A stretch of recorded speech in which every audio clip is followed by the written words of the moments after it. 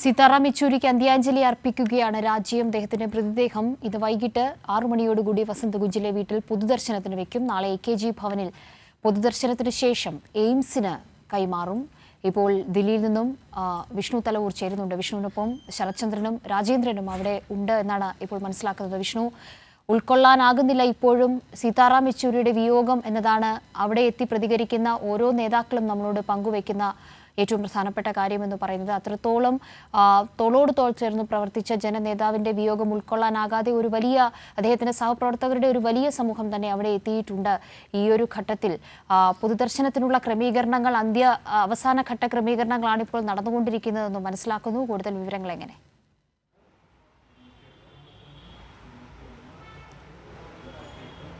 കാവ്യ, തീർച്ചയായിട്ടും അത്തരത്തിൽ തന്നെയാണ്. ഇന്നലെ മുതൽ പാർട്ടി ആസ്ഥാനം വളരെ ഒരു വികാര നിർഭരമായിട്ടുള്ള ഒരു അന്തരീക്ഷത്തിൽ കൂടി തന്നെയാണ് കടന്നു പോകുന്നത്. നിരവധി നേതാക്കൾ, അത് പാർട്ടി ഭേദമന്യേ നിരവധി നേതാക്കളാണ് ഇങ്ങോട്ടേക്കെത്തി സീതാറാം യെച്ചൂരിക്ക് ആദരാഞ്ജലി അർപ്പിക്കുന്ന ഈ ഛായാചിത്രത്തിന് മുന്നിൽ ആദരാഞ്ജലി അർപ്പിക്കുന്നത്. ഇന്ന് നിരവധി നേതാക്കൾ, പ്രത്യേകിച്ച് മുതിർന്ന നേതാക്കളടക്കം ഇങ്ങോട്ടേക്ക് എത്തിയിരുന്നു. മുക്താർ അബ്ബാസ് നഖ്വി ഉൾപ്പെടെയുള്ള നേതാക്കൾ, പ്രശാന്ത് ഭൂഷൺ ഉൾപ്പെടെയുള്ള നേതാക്കളൊക്കെ തന്നെയാണ് ഇങ്ങോട്ടേക്കെത്തി സീതാറാം യെച്ചൂരിക്കൊരു ആദരാഞ്ജലി അർപ്പിക്കുന്ന സാഹചര്യമുണ്ടായിരുന്നത്. ഇന്ന് വൈകിട്ട് 6 മണിയോടുകൂടിയാണ് സീതാറാം യെച്ചൂരിയുടെ മൃതശരീരം അദ്ദേഹത്തിൻ്റെ വസതിയിലേക്ക് എത്തിക്കുക. നാളെ പാർട്ടി ആസ്ഥാനത്ത് പൊതുദർശനമുണ്ടാകും. അത് നാളെ 11 മണിയോടുകൂടിയാണ് പൊതുദർശനം ആരംഭിക്കുക. കാവ്യ, നമ്മളോടൊപ്പം നമ്മുടെ ന്യൂസ് ഡയറക്ടർ ശരത്തേട്ടനും അതോടൊപ്പം തന്നെ രാജേന്ദ്രനും ഇങ്ങോട്ടേക്ക് എത്തിയിട്ടുണ്ട്.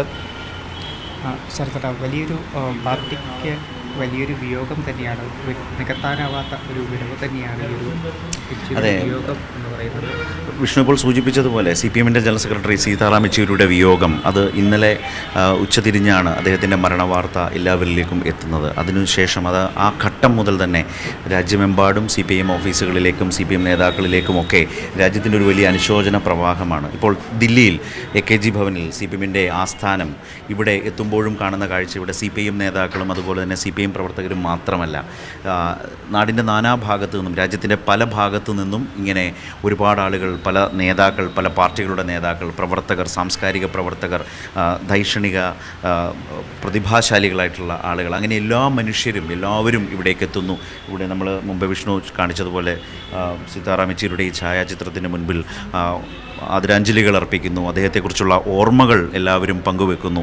ഇന്ത്യൻ രാഷ്ട്രീയത്തിൽ ഈ ഘട്ടത്തിൽ അദ്ദേഹത്തിൻ്റെ ഒരു സാന്നിധ്യം എന്നത് ഒരു അനിവാര്യതയായിരുന്നു എന്ന് തന്നെയാണ് നമ്മളൊക്കെ സംസാരിക്കുമ്പോൾ ഓരോരുത്തരും പറയുന്നത്. അത്രമേൽ അടുപ്പമുള്ളവർ, ഹൃദയബന്ധമുള്ളവർ. ഇന്നലെ മുഖ്യമന്ത്രി പിണറായി വിജയൻ അദ്ദേഹത്തിൻ്റെ മരണവാർത്ത അറിഞ്ഞ് സംസാരിച്ചപ്പോൾ പറഞ്ഞൊരു വാചകമുണ്ട്. അങ്ങേറ്റം ഹൃദയവേദനയോടെയാണ് ഈ വിവരം, ഈ മരണവാർത്ത അറിയുന്നത്, കേൾക്കുന്നത് എന്നാണ് പറഞ്ഞത്. പറഞ്ഞ പോലെ അങ്ങനെ ഒരുപാട് മുഖങ്ങൾ, ഒരുപാട് മനുഷ്യരെയാണ് ദില്ലിയിൽ AKG ഭവനിൽ രാവിലെ ഞങ്ങൾ കണ്ടത്. വിഷ്ണു സൂചിപ്പിച്ചതുപോലെ കൈരളിയിലൂടെ, കൈരളി വാർത്തയിലൂടെ തന്നെ, ന്യൂസിലൂടെ തന്നെ ഇപ്പോൾ രാജ്യത്തിൻ്റെ പല ഭാഗത്തും, തിരുവനന്തപുരത്ത് AKG സെൻറ്ററിൽ രാജ്യത്തിൻ്റെ പല ഭാഗത്തും മുമ്പ് സൂചിപ്പിച്ചതുപോലെ അദ്ദേഹത്തോടുള്ളൊരു ആദരസൂചകമായി പല പാർട്ടി നേതാക്കളും പ്രവർത്തകരും എല്ലാവരും എത്തുന്നു. അദ്ദേഹത്തിന് ആദരാഞ്ജലികൾ അർപ്പിക്കുന്ന കാഴ്ച, അതിൻ്റെ ഒരു മുഖ്യ കേന്ദ്രമായി ഈ പറഞ്ഞ AKG ഭവൻ ദില്ലിയിൽ മാറുകയാണ്. AKG ഭവൻ്റെ ഈ പടിക്കെട്ടുകളിലൂടെ ചിരിച്ച് മാധ്യമങ്ങൾക്ക് മുമ്പിലൂടെ എത്രയോ കാലങ്ങളായി ഇങ്ങനെ CPM കമ്മിറ്റികളിൽ, കേന്ദ്ര കമ്മിറ്റിക്കും പൊളിറ്റ് ബ്യൂറോയ്ക്കും ഒക്കെ വരുമ്പോൾ വാർത്താ പ്രാധാന്യമുള്ള സമയത്തൊക്കെ അദ്ദേഹം ഇങ്ങനെ നടന്നു വരുന്നത് നമ്മുടെയൊക്കെ ദൃശ്യങ്ങളിലേക്ക് മായാത്ത കാഴ്ചയാണ്.